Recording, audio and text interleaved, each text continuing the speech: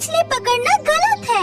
हम नदी की मछलियाँ जैसे चाहे वैसे पकड़ सकते हैं। तुम क्या सोचती हो, हम भूत हैं तो हमारे पास शक्ति नहीं? इसी तरह चुड़ैल बाल डुबोकर लगातार मछलियाँ पकड़ती रही और परियों के कांटे में एक भी मछलियाँ नहीं फंसी। लाल परी, अब हमें भी अपनी जादुई शक्ति का इस्तेमाल करना होगा, नहीं तो वो चुड़ैल सारी मछली पकड़ लेगी। तुम सही कह रही हो नील परी, अब मैं भी जादुई शक्ति इस्तेमाल करूंगी। ये कहकर लाल परी ने अपनी जादुई शक्ति से नदी के पानी में एक भंवर पैदा कर दिया और उस भंवर से मछलियाँ छलांग लगाकर एक एक करके परियों के किनारे आने लगी। बाप रे बाप, ये चुड़ैल और परियां मिलकर क्या कर रही हैं? मुझे अभी कुछ न कुछ करना ही पड़ेगा। ये लोग मछली पकड़ने की प्रतियोगिता में जिस तरह से लगे हैं, इसमें तो यमुना नदी की मछलियों का संतुलन बिगड़ जाएगा। देख रही है चुड़ैल, परियां कैसे जादू से सारे मछलियों को अपने किनारे उठा रही है। तू चिंता मत कर, आज हम परियों को हरा के उनसे ज्यादा मछली पकड़ेंगे। और फिर उठाती है स्वर्ण जल परी। तुम सब अभी रुक जाओ, अपने बीच प्रतियोगिता करके नदी की मछलियों को जरूरत से ज्यादा पकड़ रहे हो और सारी मछलियों को बर्बाद कर रहे हो। ये सुनकर चुड़ैल और परियां मछली पकड़ना रोक देती है। फिर चुड़ैल कहती है, हम क्यों मछली पकड़ना रोक दें? ये नदी हमारे गांव के बीच से गुजरी है, हम जितनी चाहे मछलियाँ पकड़ेंगे।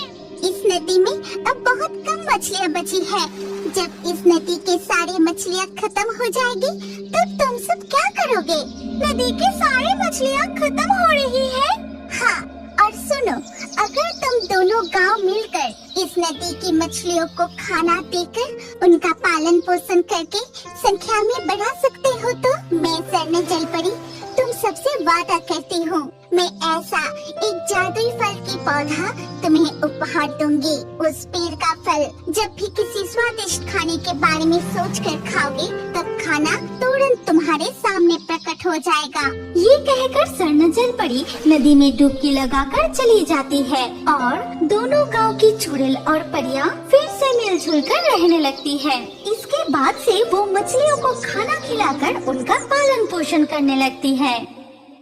जलपथ से तैरते हुए जैसे ही वो थोड़ा आगे बढ़े, उन्होंने देखा कि नदी के नीचे चारों ओर स्वर्ण मुद्राएं, स्वर्ण आभूषण बिखरे पड़े हैं और कहीं कहीं तो ढेर बन के पड़े हैं। जलपरी मणिमाला, देखो यहाँ नदी के नीचे कितने सारे स्वर्ण मुद्राएं और खजाना पड़े हैं, नगरी में आ गए हैं।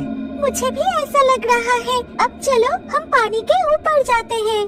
फिर जैसे ही मणिमाला, जलपरी और रत्न कुमार नदी के पानी से सिर उठा के देखा कि वो एक मायावी राज्य में आ गए हैं, जहाँ आसपास के पेड़ों पर सुंदर फूल खिले हुए हैं, तितलियाँ उड़ रही है और मीठी सुगंधित हवा बह रही है। मणिमाला, क्या तुम्हें भी कुछ जलने की गंध मिल रही है? हाँ रत्न कुमार, मुझे भी गंध मिल रही है। यहाँ का वातावरण इतना सुंदर होने के बाद भी जलने की गंध क्यों आ रही है? चलो हम थोड़ा और आगे जाकर देखते हैं। वो फिर से पानी में डुबकी लगा के थोड़ा और आगे जाके देखा। रत्न कुमार, यहाँ पर भी तो कुछ दिखाई नहीं दे रहा है, सब कुछ तो ठीक ठाक है। ऐसे नहीं चलेगा मणिमाला, चलो हम मानव रूप धारण करके स्थल भाग में घूमकर थोड़ा देखते हैं, नहीं तो हमें इस नगरी के असली रहस्य के बारे में कुछ पता ही नहीं चलेगा। इसके बाद वो मानव रूप धारण करके उस मायावी उदक नगरी के रास्ते पर चलने लगते हैं और कुछ दूर चलने के बाद रत्न कुमार, देखो उस तरफ, उस कुटीर में भयानक आग लग गई है। हाँ मणिमाला, जल्दी चलो, जाकर देखते हैं कि वो आग को किसी तरह बुझाया जा सकता है कि नहीं। रत्न कुमार कुटीर के सामने जाके देखा कि एक बूढ़े आदमी बहुत रो रहा है। ये कैसे हो गया? ये कुटीर क्या आपका है? कुटीर में आग कैसे लगी? कौन हो तुम लोग? इस नगरी में तो पहले कभी नहीं देखा। मेरे पहचान, इस उदक नगरी का राजपुरोहित हूँ। इस नगरी के प्रवेश द्वार पर जो खड़ी है, वही हमें इस नगरी को बचाने के लिए यहाँ भेजा है। अच्छा, अब मैं समझा। अगर ऐसा है तो तुम्हें सब कुछ बताने में मुझे कोई आपत्ति नहीं। आज से 7 साल पहले ये नगरी बहुत ही समृद्धशाली थी, लेकिन जिस दिन बद्ध कुमारी यानी राजकुमारी का जन्म हुआ, पंडित जी मैं और धैर्य नहीं रख पा रहा हूँ कि आपकी गणना पूरी हुई। महाराज, बस कुछ ही समय में आपका संतान इस दुनिया में आने वाला है, लेकिन मेरी गणना की अनुसार